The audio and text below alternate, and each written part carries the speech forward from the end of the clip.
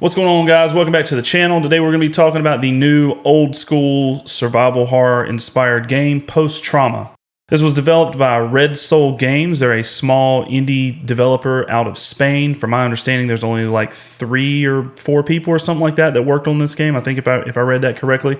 And I just got done playing it, and I'm pretty eager to talk about it, so let's get into it. Of course, this will be a spoiler-free review since the game is still relatively new at this point.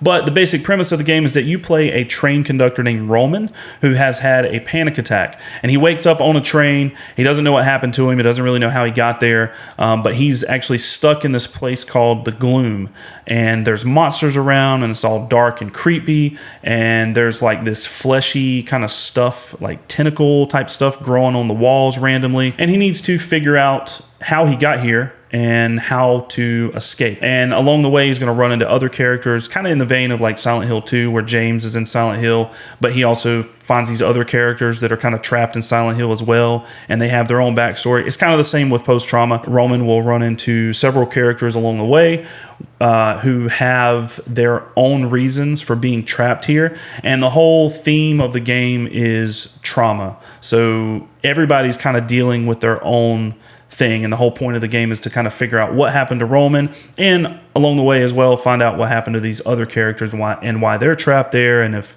they can help you, you can help them, that kind of thing. So without giving anything else away about the game, that's the basic story of Post Trauma. It's obviously highly inspired by Silent Hill. It plays like Silent Hill. It looks like Silent Hill. It sounds like Silent Hill. The music, there's even I'm pretty sure the item pickup or one of the menu sounds or whatever is pulled directly or like a variation of the same sound from the Silent Hill games, which I'm not complaining at all. I love Silent Hill.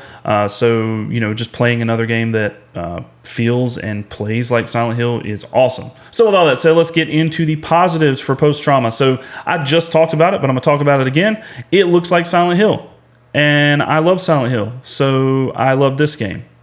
I'm a simple man. But for real, on its own, this game does look really, really good. The settings are dark and creepy and atmospheric and depressing. The camera angles are really cool. They have that kind of fixed camera angle like you get from like Resident Evil, but also a combination of like moving camera, but they use a bunch of different creepy angles from like the corners or like sideways or looking up or they're kind of creative with the camera angles, and it adds to the creepiness of the game. The monsters look really cool and creepy, even though there's not a ton of monsters in the game. When you do see them, they are pretty creative and really disturbing looking. So talking about the monsters, that leads me to the combat.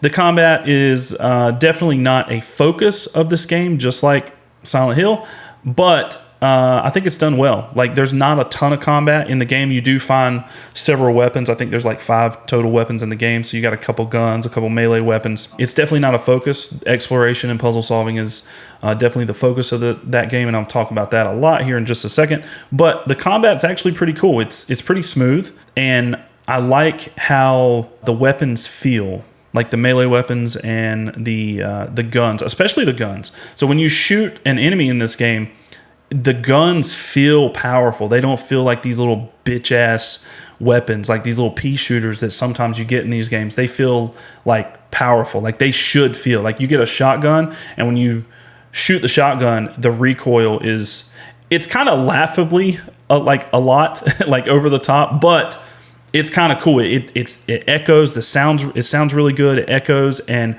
the recoil is really cool. It looks good, and blood just goes everywhere. Like all the weapons, when you're fighting these monsters, there's blood just everywhere, and that was kind of a surprise. It's again almost like a laughable amount of blood, but it's still really cool. I kind of thought that was a nice touch. Like, when you're fighting the monsters, a lot of times, like on these survival horror games, a little pool of blood will come out, or a little splash of blood or something when you're shooting them, or you're hitting them with, hitting them over the head with a pipe or something like that. A little splash of blood will come out. Not in Post Trauma. When you like smash them with a, what did I get? You get like a broken sword at one point, and you have was it an axe? Shit, I just played the game and I don't even remember. But the melee weapons, you smash them over the head with it, and it's like blood goes everywhere, and it just looks really cool. Moving on from that, the music in this game, I already said it sounds like Silent Hill, and it does, but I love the music in Silent Hill, so I love the music in this. It's awesome. It's got that very creepy, but like relaxing, almost kind of lo-fi, not really lo-fi, but kind of, sort of. It's got like that creepy ambient piano type sound to it, but then it's also like soft rock-ish at times, and it just sounds really good. All the music always fits with the settings, and just kind of, fits the mood of the game. One thing I will say is the save music is really cool. The save room music is good in this game. However, for some reason, they chose to not play it in the save room. Like when you're in the save room, you walk into like a save room in Resident Evil, or something, and it's iconic. As soon as you go through the door, boom, music cuts on, you're in the save room, and it's just legendary, right? Well, this one, you walk into the save room, and there's no music until you actually go to save the game. And in this game, you save by going to like a little radio. So you pull up the radio or the save menu on the radio, and then the save room music plays, and it's good. It sounds great. So like I don't understand that choice, but that's really nitpicky. I mean, that is what it is. But it would be a lot cooler, I think, if as soon as you walk through the door, the save room music cuts on, because that's like some of the best music in these survival horror type games. Now, talking about the big thing with this game, the whole point of this game is the exploration and the puzzles. The puzzles in Post-Trauma are really good. I had a blast with these.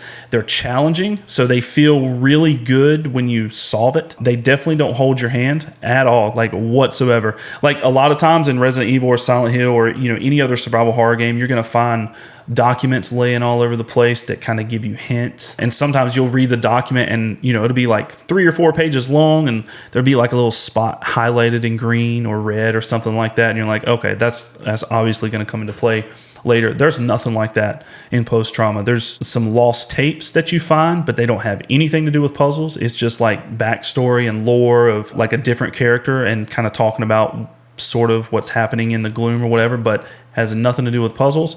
There was one puzzle, I believe, if I'm remembering correctly, where you did find a document that was needed for the puzzle, but it was only, you had to have it. That was the only way you could solve that puzzle. But all these other ones, there's nothing. There's no hints. There's no, like nothing, no guidance at all. Like they do have the typical, you got to find a key to open this door.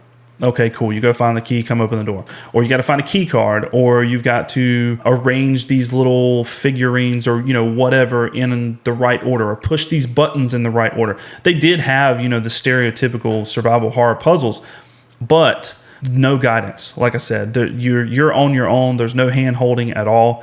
So you could be running around for a long time and not have any clue what to do. Like you've got this key, but you don't know where the door is. You have no access to this door. You don't know where it's at. There's no map. I actually talk about that in the negatives because I don't like that. Like every section of the game is a different chapter. So you've got like, you wake up in the subway. So you have the subway to explore, and then you go to, I believe the next part is, it's either the hospital or the school, but you have, the hospital, you have the school, you have the subway, the subway place, the ruins, I think is another chapter. But every time you go to this new chapter, you're kind of dropped into this place and like, okay, figure it out, pal.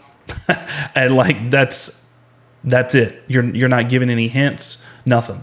And I actually enjoy that. I love, especially the old Silent Hill games where the puzzles were really challenging. And then, you could always set the puzzle difficulty on hard, or I think you could do that maybe starting on Silent Hill 3. I can't remember, Silent Hill 2 or 3. I know on 3 you could, but I don't remember if Silent Hill 2 had that option where you could up the difficulty on just the puzzles and not like the rest of the game, not the combat, but just the puzzles. This felt like Silent Hill on hard puzzle mode.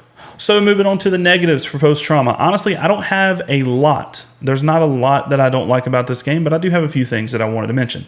So the first one was that the story, even though it was interesting, the premise of the story is interesting. Like, you're trapped in this place and you've got this traumatic something that happened to you or something that you possibly did in the past that's kind of got you trapped here, and then all these other characters are here trapped as well for their own past trauma. That's a cool theme, a cool thing to explore in a video game. But it gets really cryptic and really hard to follow, and I might just be fucking dumb. I don't know. That's highly a possibility. But towards the end of the game, like the last hour or so, I feel like it just went off the rails, and I was like, what the fuck's going on?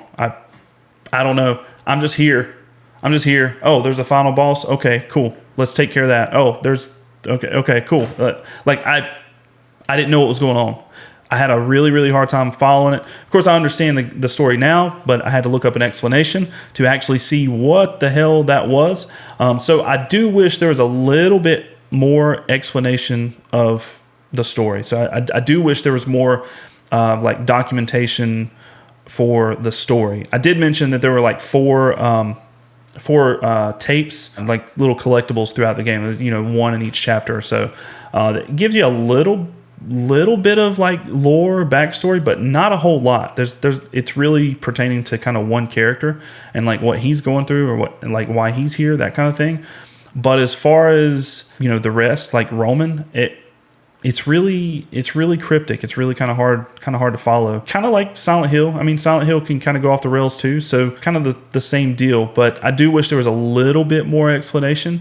But again, I also understand that really, or at least in my opinion, is not the point of the game, really, or the main draw of the game. The main draw of this game, I believe, is the exploration and the puzzles, because they're just incredible. One thing that really bugs me about this game is how the tank controls are handled. So apparently there was an update right before I started playing the game where they added tank controls. So I was super excited when I saw that. I downloaded the game and saw that update. I'm like, oh, hell yeah, let's go, because I love tank controls. I grew up playing all the Resident Evil games, and I've grown accustomed to them, and I really, really enjoy them when I'm playing these types of survival horror games. So I threw the tank controls on, and oh my God, they were terrible.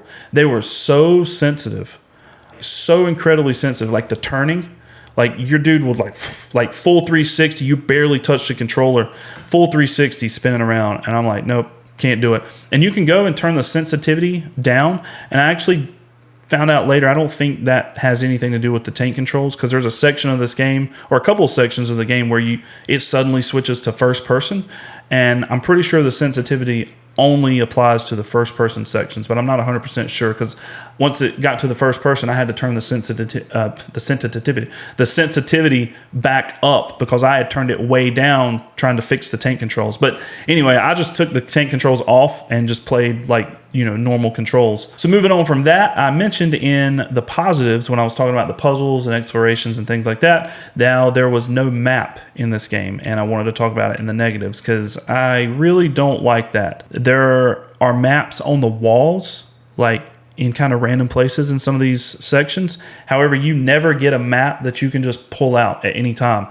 And that is a must in a game like this. Especially, there was one section you're at a school in one of the sections of this game, one of the chapters in this game, and it was awful, because it was like a fucking maze in there, and there's one map. I think it was just one map, like right at the entrance of the school. So if you get mixed up and turned around and like can't figure out, oh shit, where was that classroom with that thing? Like, I gotta find these. There was one you had to like find these little planets and put on this little astronomy, model or whatever of the planets in the solar system. It's like, fuck, where was that at? I got them all, but I don't remember where the hell the thing was.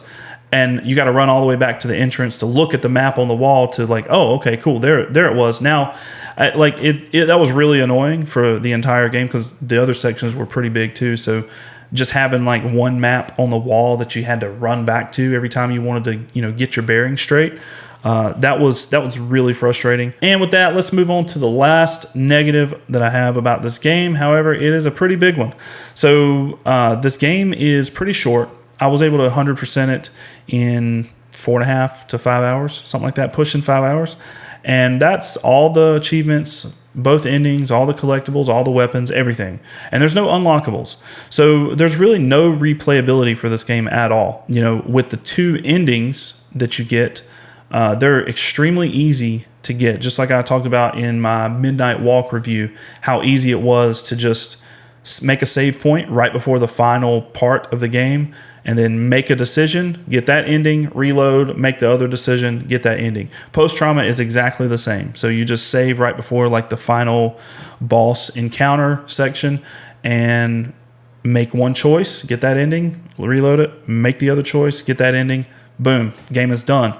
As long as you found all the collectibles and all the weapons, you've 100%ed the game. There's nothing else the game has to offer at that time. So nothing unlocks. You don't get any new outfits or new weapons or, nothing like that. That's kind of pretty standard in games like this. So that was really disappointing because these games are usually really fun to play over and over and try to, up your ranking. Yeah, that was another thing. There's like no ranking for how fast you beat it or how many times you save or using med packs, or not using med packs or something like that. Like you get like on a Resident Evil game or something like that. Well, you get them on Silent Hill too, but like, kind of stereotypical of survival horror games to get some sort of ranking, and based on that ranking, you get to unlock something else. There was nothing else after the game. So once you 100% it and get both endings or see both endings, that's it. So that was a bit of a letdown because this game is fun to play through, but I don't want to play through it again with the same puzzles and the same everything just to say I did. And with the two endings, like in, again, hate to keep mentioning it, but I mean, the similarities are there. Silent Hill, to get different endings, you pretty much have to play through the entire game and just play differently. Like the ending completely changes based on your play style throughout the entire game, whether you keep your character healed, or you run past enemies, or you kill enemies, or you go to this certain spot, or you have this certain collectible in your inventory when you finish the game. Like you can completely change the ending based on what you do throughout the entire game, and it's not subject to just one decision at the very end of the game. So I really hated that once I finished the game, that was it. I have no reason to ever play this game again. So overall, Post-Trauma is an interesting horror game to play. It's the graphics are great, the music's awesome, the characters are interesting, the puzzles are, I think, pretty damn fantastic. They're challenging. They make you feel like you actually accomplished something when you figure them out. I like the fact that it doesn't hold your hand, and even the little bit of combat in the game is fun, even though that's definitely not the main draw of the game. The main draw of the game is the exploration and the puzzles, so it does that really, really well. So I'd say if you like this classic survival horror style, you would definitely like Post-Trauma. So get it, support the developers, and let's see what they can do next. All right, guys, that's going to do it for this review of Post-Trauma. I hope you enjoyed it. Like the video if you did, subscribe to the channel for more games, and I'll see you in the next one. All right, bye.